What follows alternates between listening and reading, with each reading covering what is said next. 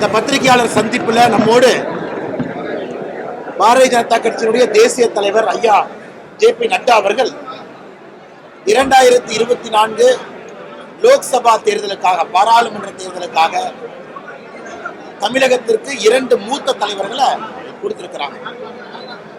ஒருவர் பொறுப்பாளர் 2024 பாராளுமன்ற தேர்தல் ஐயா அரவிந்த் மேனன் அவர்கள், கேரள மாநிலத்தை சார்ந்தவங்க.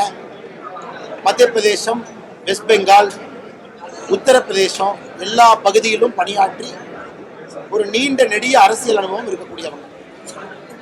இரண்டாவது ஐயா பொங்குலெட்டி சுதாகர் ரெட்டி அவர்கள், முன்னாள் எம்எல்சி, தமிழகத்தினுடைய இணை பொறுப்பாளராக இருந்து கொண்டிருக்கின்றார். இன்னைக்கு 2024 பாராளுமன்ற தேர்தலுடைய இணை பொறுப்பாளராக இருக்கிறாங்க.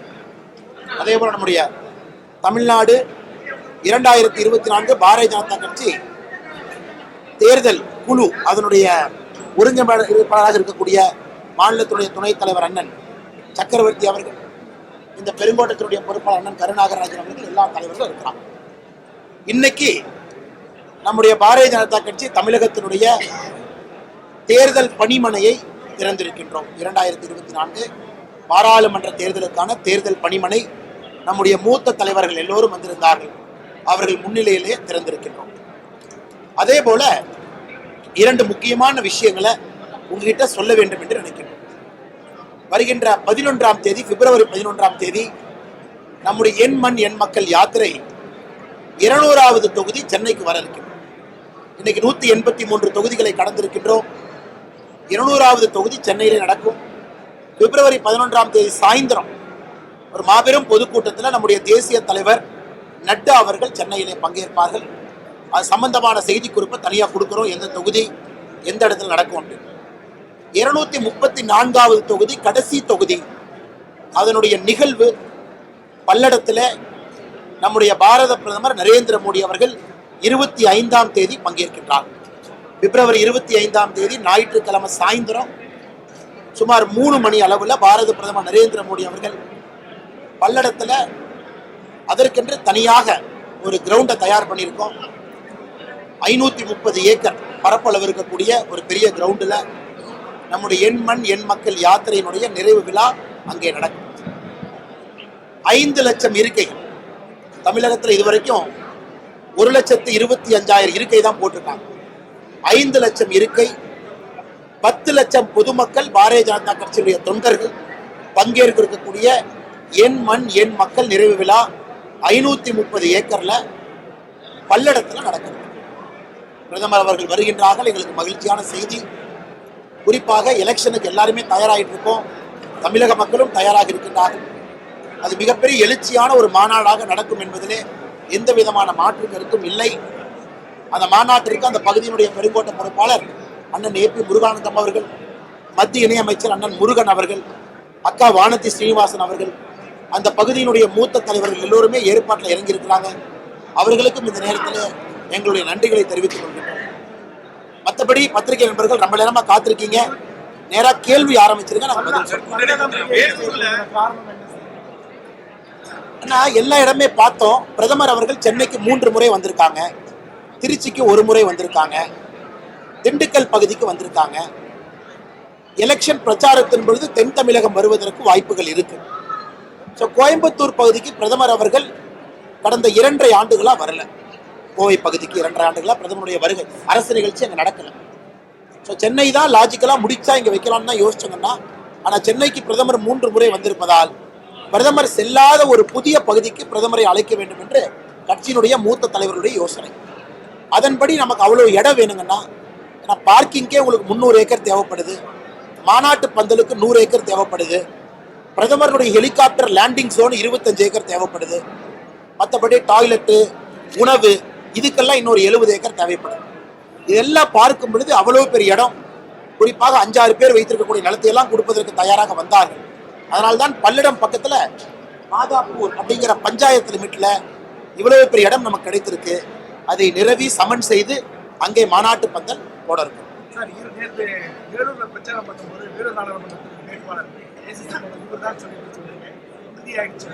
ஐயா, நான் யார் பேரையும் சொல்லிங்க ஐயா. குறிப்பாக வேலூர் நாடா பாராளுமன்ற தொகுதியில் 2019 போட்டியிட்ட ஏசி சண்முகம் அவர்கள் என்ன செய்யறாங்க, 2019 ஜெயிச்ச கதிரானந்த் அவர்கள் என்ன செய்யறாங்கன்னு எல்லா மேடையிலையும் சொன்னாங்க. ஏசி சண்முகம் அவர்கள் அங்கே பணி செய்ய ஆரம்பித்து விட்டார்கள். அவர் எப்பொழுதுமே பணி செய்யறார், எலெக்ஷனுக்காக பண்ணல. மெடிக்கல் கேம்ப்பு, எம்ப்ளாய்மெண்ட் கேம்ப்பு, அவருடைய பள்ளிக்கூடங்கள் எல்லாமே அங்கதான் இருக்கு, கோவில்ல இருந்து எல்லாம் அங்க இருக்கு. அதனால் ஏசி சண்முகம் கூட இருந்தாங்க. இது முறைப்படி யார் எந்த தொகுதிக்கான வேட்பாளர் என்பதை நம்முடைய பாராளுமன்ற குழு தான் முறைப்படி அறிவிப்பாங்க.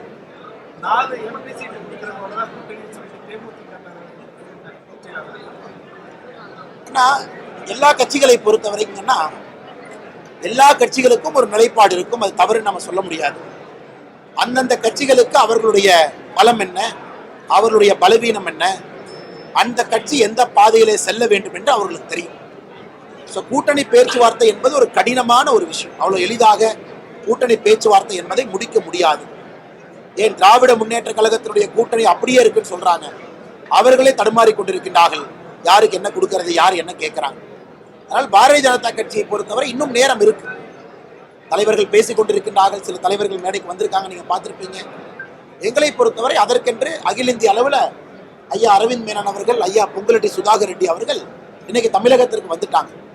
எல்லா விதமான feedback, opinion, ground level survey எல்லாத்துக்கிட்டையும் போய் பேசுறாங்க, கேட்கறாங்க. தமிழகம் எப்படி இருக்குன்னு புரிஞ்சுக்கிறாங்க. நீண்ட நெடிய அரசியல் அனுபவம் இருக்கிறாங்க. அல்ல கூட்டணியினுடைய தன்மை அது எப்படி இருக்கும் வருகின்ற காலத்துல கண்டிப்பா உங்களுக்கு நாங்க சொல்றோம். ஆனா யாரெல்லாம் பாரத பிரதமர் நரேந்திர மோடி அவர்கள் ஏற்றுக்கொள்கிறார்களோ எல்லாரும் இணையத்தான் போறாங்க.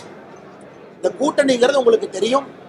ஏன் எல்லா பெரிய கட்சிகளுமே தமிழ்நாட்டில் சொல்றாங்க பிப்ரவரி கடைசி ஏன் சொல்றாங்கன்னா, எல்லோருக்கும் தெரியும் தமிழகத்திலே கூட்டணி என்பது மிக வேகமாக ஷிஃப்ட் ஆயிட்டு இருக்கு. அதனால யாருமே போன 2019 தேர்தல் எப்ப நடந்துச்சு, 2019 தேர்தல் டிசம்பர் ஜனவரியிலே ஃபைனலைஸ் ஆயிடுச்சு. இன்னைக்கு தொகுதி பங்கீட்டிலிருந்து ஆளுகின்ற திராவிட முன்னேற்ற கழகத்திலிருந்து எதிர்கட்சிகள் இருந்து பாரதிய ஜனதா கட்சியை போல வேகமாக வளர்ந்து வரக்கூடிய கட்சியிலிருந்து நீங்க பாத்தீங்கன்னா டிசம்பர் எண்டு வரைக்கும் எல்லா கட்சிகளும் பேசிக் கொண்டிருக்கின்றார்கள். ஆனால் எல்லா கட்சிக்கும் தெரியும் பிரதமர் அவர்கள் ஆட்சி அமைக்கும் போது உறுதி. அதனால ஷேப் அண்ட் ஃபார்ம் யார் இருப்பாங்க, யார் இருக்க மாட்டாங்க. நட்டாஜி வரும்போது கொஞ்சம் சொல்றோம் பாப்பீங்க. மோடிஜி வர்றாங்க 25ஆம் தேதி. இந்த மாச கடைசியில தலைவர்கள் இருக்கிறாங்க. நம்ம எல்லோருக்குமே தெரிய வருங்கன்னா மாச கடைசி முடியறதுக்குள்ள நமக்கு ஒரு கிளியர் ஐடியா கிடைக்கும்.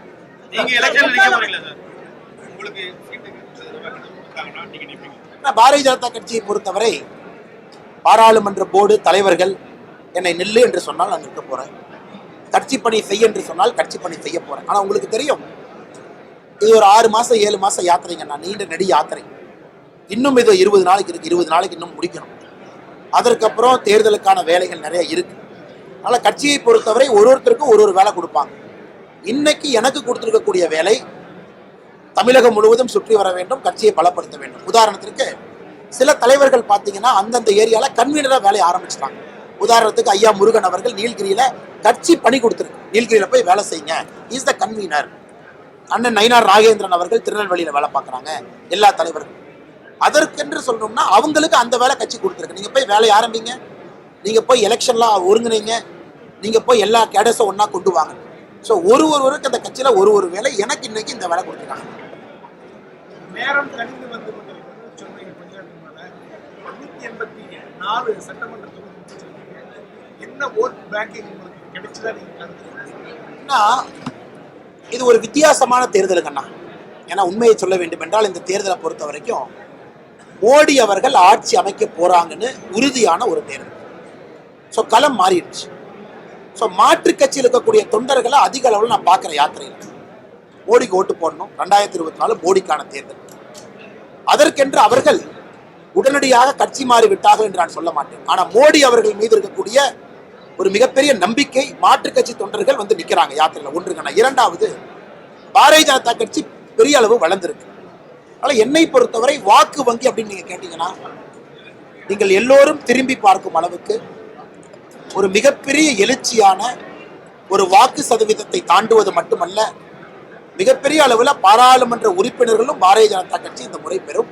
தேசிய ஜனநாயக கூட்டணி பெறும். தமிழ்நாட்டில் இருக்கிறவங்க ராமர் கோயிலுக்கு போயிட்டு சாமி கும்பிட்டு வந்தாலும் வந்துருவாங்க, ஆனா பிஜேபி ஓட்டு போட மாட்டாங்கன்னு சொல்லிட்டு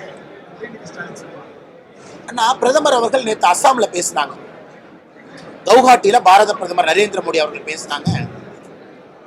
நம்முடைய காசி விஸ்வநாதர் கோவில் சீரமைப்புக்கு பிறகு போன ஆண்டு மட்டும் 8.5 கோடி பேர் போயிட்டு வந்திருக்காங்க. 8.5 crore ஒரே வருஷத்துல காசி விஸ்வநாதர் கோவில். உஜ்ஜைன் மகாகாளேஸ்வரர் கோவில் சீரமைப்புக்கு பிறகு 5 கோடி பேர் போயிருக்காங்க. இன்னைக்கு உத்தரப்பிரதேசத்துல ராமர் கோவில் பிராண பிரதிஷ்டை நடந்த பிறகு முந்தானேத்து வரைக்கும் 24 லட்சம் பேர் போயிருக்காங்க. எதுக்கு இந்த நம்பரை சொல்றாங்கன்னா, இந்தியாவிலே ஆன்மீகம் என்பது வந்துவிட்டது. இன்னைக்கு ஆன்மீக டூரிசம், நேற்று பிரதமர் அவர்கள் ஸ்பிரிச்சுவல் டூரிசம் ஒரு வார்த்தையை பயன்படுத்துறாங்க. ஆனால் ராமர் கோயிலுக்கு போறவங்களா இருக்கட்டும், பழனிமலைக்கு போறவங்களா இருக்கட்டும், திருவண்ணாமலைக்கு போறவங்களா இருக்கட்டும், எல்லாருக்கும் தெரியும் திமுக அரசு ஆண்டவனுக்கு எதிரான அரசு, இது கடவுளுக்கு எதிரான அரசு எல்லாத்துக்குமே தெரியும். அதனால் உதயநிதி ஸ்டாலின் அவர்கள் என்ன வேணாலும் சொல்லலாம். ராமர் கோவில், உஜ்ஜைன் மகாகாளீஸ்வரர், வாரணாசியில் இருக்கக்கூடிய காசி விஸ்வநாதன், இவங்க எல்லோருமே அரசியலுக்காக பாரதிய ஜனதா கட்சி எதுவும் பண்ணல. ஆனா கோவிலை போய் பார்த்த பிறகு அவர்களுக்கு தெரியும் இந்தியாவினுடைய கலாச்சாரத்தை மீட்டெடுக்கக்கூடிய பாரத பிரதமர் நரேந்திர மோடி அவர்களுக்கு ஆதரவு கொடுக்க வேண்டும் என்று மக்கள் வர்றாங்க. உதாரணத்திற்கு திருவண்ணாமலையில் நாங்க சொல்லியிருக்கோம், நீங்கள் பாரதிய ஜனதா கட்சியினுடைய எம்பியை கொடுங்க, நாங்க 1000 கோடி ரூபாய் திருவண்ணாமலை கோயிலுக்கு கொண்டு வரோம். ஏன்னா காசி விஸ்வநாதர் காரிடர் கட்டியதை போல திருவண்ணாமலைக்கும் நம்ம கட்டுவோம். பஞ்சபூத ஸ்தலத்துக்கு பணத்தை நாங்க கொண்டு வரோம். அதை சுத்தி ஒரு டூரிசம் பில்டு பண்றோம், அதை சுத்தி ஒரு வணிகத்தை பில்டு பண்றோம். அங்க இருக்கக்கூடிய எல்லா மக்களுக்கும் பொருளாதாரத்திலே நீங்கள் வழிபடை செய்யறோம். நாங்களே சொல்றோம், காரணம் கோயிலை வைத்து யாரும் அரசியல் பண்ணல. ஆனா கோவில் ஒரு புனரமைப்பு மூலமாக, அதன் மூலமாக வரக்கூடிய வருமானம் சுற்றில் இருக்கக்கூடிய எல்லா மனிதர்களுக்கும் ஒரு பொருளாதார தாக்கத்தை ஏற்படுத்தும். ஸ்டேட் பேங்க் ஆஃப் இந்தியா தன்னுடைய ஆய்வறிக்கையில சொல்றாங்க, அடுத்த ஆண்டு உத்தரப்பிரதேச அரசுக்கு ராமர் கோவில் மூலமாக வரக்கூடிய வருமானம் 25,000 கோடி ரூபாய். 25,000 கோடி உத்தரப்பிரதேச அரசுக்கு ராமர் கோவில் மூலமாக வரக்கூடிய வருமானம். யாருக்கு வரப்போகுதுன்னு, அங்க பூ விற்கிறவங்க, கடை வச்சிருக்கிறவங்க, டாக்ஸி டிரைவர், அங்க ஹோட்டல் வச்சிருக்கிறவங்க, சாப்பிட்ற கடை வச்சிருக்கவங்க எல்லாரும் மேலதானே போறாங்க. அதைத்தான் பிரதமர் அவர்கள் ஸ்பிரிச்சுவல் டூரிசம்னு சொல்றாங்க. ஒரு கோவில் கட்டுவது மூலமாக ஆன்மீக நெறி மட்டுமல்ல, கோவிலை சுற்றி ஒரு புதிய பொருளாதாரம் உருவாகும். அதை மக்கள் புரிந்து கொண்டு விட்டார்கள். தமிழகத்திலும் அது நடக்க வேண்டும் என்று விரும்புகின்றார்கள். அது பாரதிய ஜனதா கட்சி மூலமாக அது நடக்கும்.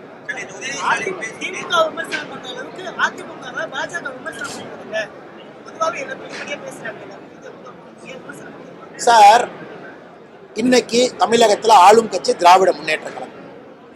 ஆண்ட கட்சிகள் பல பேர் இருக்காங்க. 1967 வரைக்கும் காங்கிரஸ் இருந்தாங்க. காங்கிரஸ் விமர்சனம் பண்ணுமா நீங்களே சொல்லுங்க. நேற்று ஒரு காங்கிரஸ் எம்பி திருவள்ளூர்ல அதானி தான் போய் கோயிலை திறந்தாங்க. One Congress MP in Tiruvallur says, Adani opened the temple. What is this? That person doesn't even know the difference between who opened the temple. So Congress was in power till 1967. ஐயா, இன்னைக்கு அரசியல் களத்துல என்ன?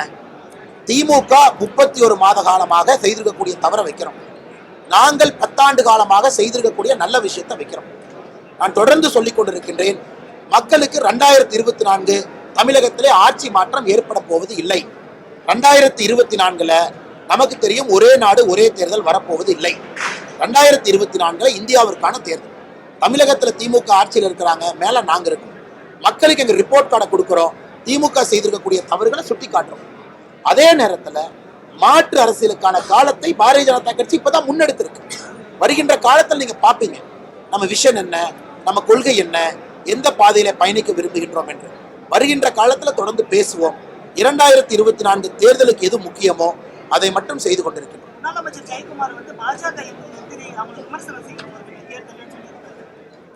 அப்ப எதுக்கு daily என்னை பார்த்து கத்திக்கிட்டு இருக்காங்க அண்ணே?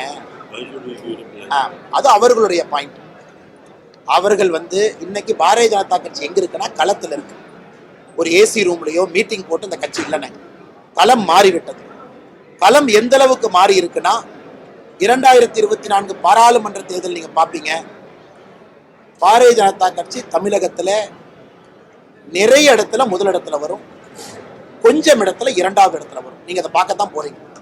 அதனால நமக்கு என்ன 45 நாள் தானே இருக்கு. அது வரைக்கும் வாய்ப்பு எதுக்குண்ணே? அவங்க ஒண்ணு சொல்ல, நாம ஒண்ணு சொல்ல. நாங்கள் யாருக்கும் எதிரிகள் அல்ல. பங்காளிகள் எங்களை பகையாளியாக நினைத்தால் நான் பொறுப்பல்ல. நாங்கள் மக்களுக்காக இருக்கின்றோம். 2024 பாராளுமன்ற தேர்தல், மோடி அவர்களுடைய தேர்தல், அதற்காக உழைக்கின்றோம். முதலிடம் நம்பிக்கை எத்தனை தொகுதி சார்? அண்ணே 39 தொகுதியுமே முதலிடம் வருவதற்கான உழைப்பு போட்டுருக்கோங்க அண்ணே. அந்தந்த இடத்தினுடைய நேரம், சூழல், காலம், அங்க இருக்கக்கூடிய ஆட்சியாளர்கள், அங்க இருக்கக்கூடிய எம்பி, அவர்கள் மீது மக்களுடைய அவநம்பிக்கை நிறைய உள்ள இருக்கு. அதனாலதான் நீங்க பாத்தீங்கன்னா பாரதிய ஜனதா கட்சிக்கு ஃபேவரட் கான்ஸ்டிடுவன்சி இல்லை. இல்லை இந்த 5ல் தான் நிற்பாங்க, இந்த 8ல் தான் நிற்பாங்க, இந்த 10ல் தான் நிற்பாங்க. இன்னைக்கு 39 தொகுதிக்கும் பொறுப்பாளர், 234 சட்டமன்ற தொகுதிக்கும் பொறுப்பாளர். எல்லா இடத்திலும் பாரதிய ஜனதா கட்சியுடைய வேலை நடக்குது. யாத்திரை கூட இங்க தான் போவாங்க, பாரதிய ஜனதா கட்சி இடம். எல்லா இடத்துக்கும் போறோம், 234 தொகுதிக்கும் போறோம். நாங்க ஏற்கனவே நின்னடம், நாங்க ஜெயிச்சடம், நாங்க 2வது மன்னர் போகல. நாங்கள் 39 தொகுதிகளையும் 234 சட்டமன்ற தொகுதியிலும் சமமாக பார்க்கின்றோம். அதனாலதான் யாத்திரையை எல்லா இடத்துக்கும் சமமா போகுதுங்க. மாநிலத்துல பெரிய கட்சிகள் ரெண்டுமே தனித்தனியே இருக்குது. பாஜக இதோட கூட்டணி இல்லை. என்ன நம்பிக்கையில பாஜக முதலிடத்தை நோக்கி பயணிக்கிறது? என்ன, ஒரு எலெக்ஷனுமே வித்தியாசமான எலெக்ஷன்.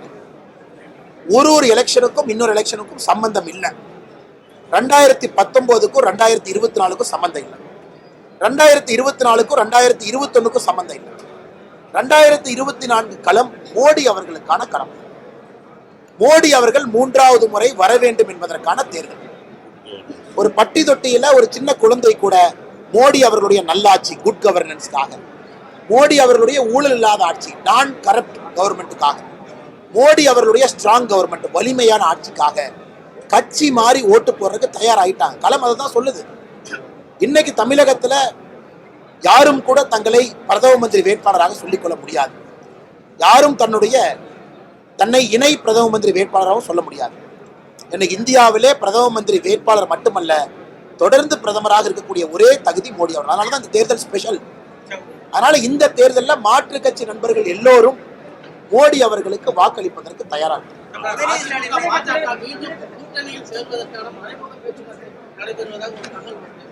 நாங்க மோடி அவர்களை யார் ஏற்றுக்கொண்டு தேசிய ஜனநாயக கூட்டணிக்கு வர்றாங்களோ எல்லோருக்குமான கதவு எப்பொழுதும் திறந்திருக்குன்னு தான் நம்ம சொல்லியிருக்கோம்.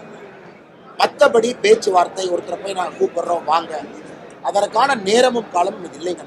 மோடி அவங்களை ஏற்றுக்கணும், தேசிய ஜனநாயக கூட்டணியில் இருக்கணும், மோடி அவருடைய கருத்தை வலிமைப்படுத்துவதற்கு அவங்க வரணும். அவங்க பிரச்சனையே மோடி ஏற்றுக்கிறது தான் பிரச்சனை சார். உங்களுடைய அந்த பிரச்சாரத்துல தான் அவங்க பிரச்சனை ஏற்பட்டு அண்ணாமலையுடைய பிரச்சாரம். தலைவா, இன்னைக்கு மோடி அவர்களை ஏற்றுக்கணும், அதுதான் கிரவுண்ட் லெவல்.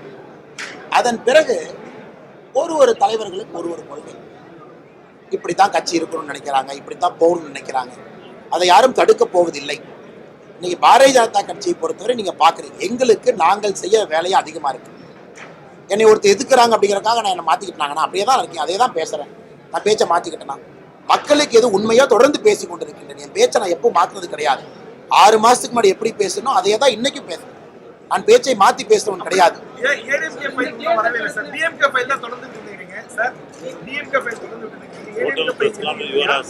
ஏன்னா ஆட்சியில டிஎம்கே இருக்கு. 1, 2, 3 டிஎம்கே ஃபைல்ஸ் கொடுத்தாச்சு. இன்னைக்கு நான் 1984 பிறந்தேன். அதுக்கு முன்னாடியே பல கட்சிகள் ஆட்சியில் இருக்கு. நான் அரசியலுக்கு 2020 ஆகஸ்ட் 25 அரசியலுக்கு வந்தேன். சரியான என்னுடைய அரசியல் காலகட்டமே 3 ஆண்டுகள். இந்த 3 ஆண்டுகள்ல சில விஷயத்துல நான் தெளிவாக இருக்கின்றேன். குடும்ப ஆட்சி, ஊழல் ஆட்சி, ஜாதி அரசியல், அடாவடித்தனமான அரசியல். நான் ஏற்கனவே அந்த கேள்விக்கு பதில் சொல்லியிருந்தேன். எங்களுக்கு இருக்கக்கூடிய நேரத்தை எப்படி பயன்படுத்த வேண்டும் என்பதில் தெளிவாக இருக்கின்றோம். திமுக ஆட்சியில் இருக்காங்க, நாங்க ஆட்சியில் இருக்கோம். என் பேச்சு இரண்டையும் சுத்தி தான் வருது. திமுக செய்திருக்கக்கூடிய தவறுகள், நான் அரசியலுக்கு வந்ததிலிருந்து என்னுடைய பேச்சில் நான் தெளிவா இருக்கேன். அதே நேரத்தில் பாரதிய ஜனதா கட்சி மாற்று அரசியல கால் வைக்க ஆரம்பித்து விட்டது. வருகின்ற காலத்துல பாப்பீங்க. 2024 தமிழ்நாட்டுக்கான தேர்தல் இல்லை. தமிழ்நாட்டுல பிஜேபியா, இந்த கட்சியா, அந்த கட்சியா, எல்லா கட்சியும் விமர்சித்து நான் சொல்றேன். அது 2026க்கான தேர்தல். 2024 இன்னைக்கு தமிழ்நாட்டில் நீங்க சொல்ற கட்சியில பிரதம மந்திரி வேட்பாளர் இருந்தா நான் விமர்சிக்கிறேன். பிரதம மந்திரி வேட்பாளர் இல்லை. இந்தி கூட்டணியில டிஎம்கே இருக்கிறாங்க, அவர்கள் எங்களுக்கு எதிராக இருக்கிறாங்க, களமாடி கொண்டிருக்கிறாங்க. நாங்க 10 ஆண்டு ஆட்சியில் இருக்கோம். ரிப்போர்ட் கார்டு கொடுக்க வேண்டிய கடமை எங்களுக்கு. 2024க்கு என்ன தேவையோ அதை பேசிக் கொண்டிருக்கிறோம்.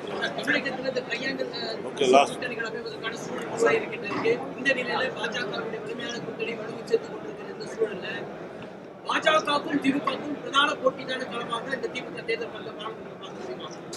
சார் 2014 நீங்க பாத்தீங்க, பாரதிய ஜனதா கட்சி மற்ற கட்சிகள்லாம் இணைந்து ஒரு புதிய கூட்டணியை உருவாக்கி கிட்டத்தட்ட 19 விழுக்காடு மொத்தமாக வாக்கு சதவீதம் வாங்கியிருந்தோம்.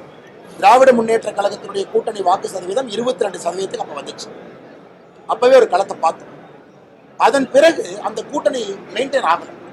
2016 தேர்தலுக்கோ 19 தேர்தலுக்கோ 21 தேர்தலுக்கோ அந்த மாற்று அரசியல் கூட்டணி மெயின்டைன் ஆகலைங்க. பட் 24 பொறுத்தவரை பொறுத்திருந்து பார்ப்போம் இன்னைக்கு எப்படி அமைய போகுதுன்னு. பிப்ரவரி கடைசி வரைக்கும் டைம் இருக்கு. மோடி அவர்களை எல்லோரும் ஏற்றுக்கொள்ள ஆரம்பித்து விட்டார்கள். மெகா கூட்டணியா எப்படி இருக்கும், காலம் இருக்கு, பதில் சொல்றாங்க. நீங்கள் இங்க தான் இருக்க போறீங்க, நான் இங்க தான் இருக்க போறேன். ஆனா எத்தனை தொகுதியில போட்டிடுறோம் அப்படின்னு இன்னைக்கு யாருக்குமே தெரியாதுங்கண்ணா. ஏன்னா கூட்டணி கட்சிகளுக்கு மரியாதை கொடுக்கணும், வர்றவங்ககிட்ட பேசணும், அவர்களை புண்படுத்துமாறு எந்த கருத்தை இன்னைக்கு சொல்லக்கூடாது. ஆனா 39 தொகுதியிலையும் வேலை செய்யறாங்க. அது கூட்டணி கட்சிகளுக்கு போகும் பொழுது எங்களுடைய தொண்டர்கள் அங்க இருக்கக்கூடிய கன்வீனர்ஸ் எல்லாம் முழுமையாக அவர்கள் பின்னால் சென்று விடுவார்கள், அவர்களை வெற்றி பெற செய்கிறது. இன்னைக்கு 39 தொகுதியிலையும் ஏற்றம் தாழ்வு பார்க்காம எல்லா இடத்துலையும் வேலை செய்யணும். நீங்க நம்ம பாமகவோட சரி, நம்ம தேமுதிக மற்ற கட்சிகள் சரி, தமிழ் மாநில காங்கிரஸ் வச்சு பிரதானமா அதிமுகவோட தமிழ் மாநில காங்கிரஸ் ஜி.கே. வாசனை வச்சு நம்ம வந்து கூட்டணி பேச்சுவார்த்தை நடத்துறோம்ங்கிற மாதிரி ஒரு நம்ம அவர் வந்து ஐயா ஜி.கே. வாசன் அண்ணா எங்கிட்டையும் பேசுறாரு, எங்கிட்டையும் தொலைபேசியில பேசுறாரு, நேத்து எங்கிட்ட பேசினாரு. ஜி.கே. வாசன் அண்ணாவுடைய கட்சி நண்பர்கள் எல்லா யாத்திரையிலும் பங்கேற்கிறாங்க. நேற்று இருந்தாங்க, முந்தானத்து இருந்தாங்க, எல்லா இடத்துலையும் இருக்காங்க. அதே போல எல்லா கட்சிகளும் பேசிட்டு தான் இருக்காங்க. ஆனா ஒரு விஷயத்தை புரிந்து கொள்ள வேண்டும், பாரதிய ஜனதா கட்சி யாரையும் போய் பேசுங்கன்னா நம்ம சொல்லுங்க, நாம நம்ம வேலையை செய்யறோம். அந்தந்த கட்சி தலைவர்களுக்கு எல்லா தலைவர்கள்ட்டையும் பரஸ்பர நட்பு இருக்கு. இப்படி எங்கிட்ட ஜி.கே. வாசன் நீங்க பேச வேண்டாம்னு தடுக்க முடியுமா? இன்னொரு கட்சினால இன்னொரு கட்சிகிட்ட ஜி.கே. வாசன் பேசும்போது பேசாதீங்கன்னு நான் தடுக்க முடியுமா? பரஸ்பரமா அவர் எல்லாத்துக்கும் நட்பு மெயின்டைன் பண்றாரு.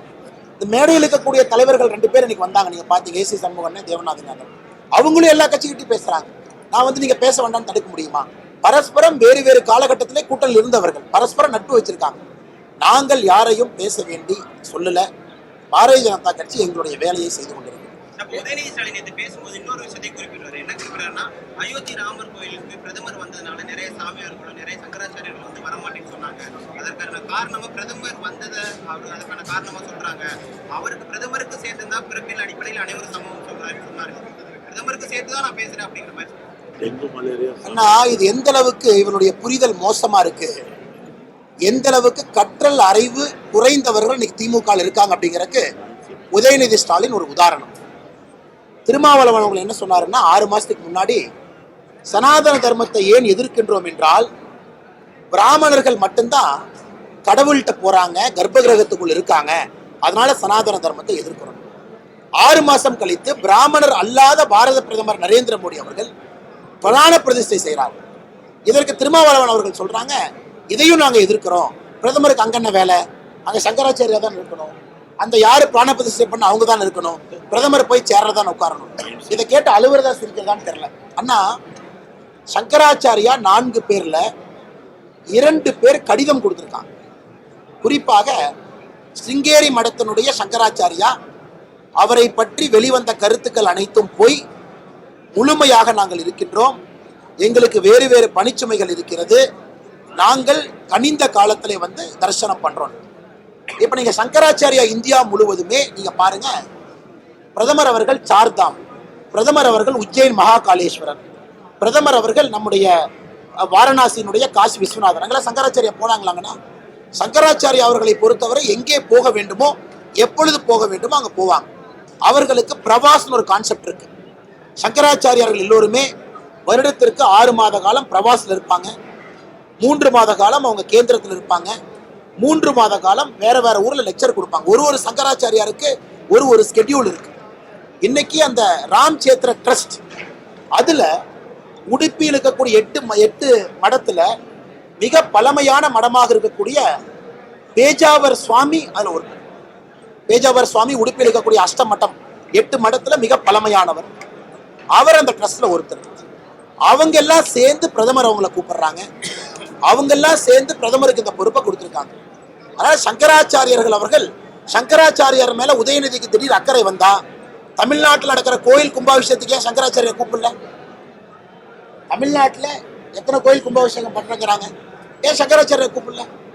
ஏன் முதலமைச்சர் மு.க. ஸ்டாலின் அவங்க சங்கராச்சாரியர் கூப்பிடல?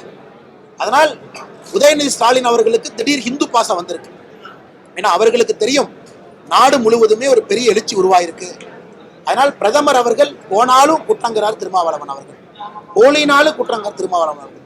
இந்த மாதிரி வாயை மாற்றி மாற்றி பேசக்கூடிய தலைவர்கள் என்னன்னு சொல்றதுங்கன்னா, சங்கராச்சாரியார் அவர்கள் 2 பேர் ஆதரவு கொடுத்திருக்காங்க.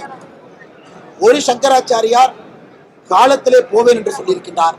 இன்னொரு சங்கராச்சாரியார் சில கருத்துக்களை சொல்லியிருக்காங்க. அந்த மடத்திலேயே சில பிரச்சனைகள் இருக்கு, எல்லோருக்கும் தெரியும். ஆனால் பிரதமருடைய அந்த பிராண பிரதிஷ்டை நிகழ்வு என்பது 142 கோடி இந்திய மக்களுடைய நிகழ்வு. Last question. ஆனா நம்ம வேட்பாளர் பட்டியலை பொறுத்த வரைக்கும் அதுக்கு முக்கிய பொறுப்பாளர்கள் என் பக்கத்தில் உட்கார்ந்துருக்காங்க. அரவிந்த் மேனன் அவர்கள், சுதாகர் ரெட்டிஜி அவர்கள். அதுக்கு ஒரு குழு தேசிய தலைவர் போடுவாங்க.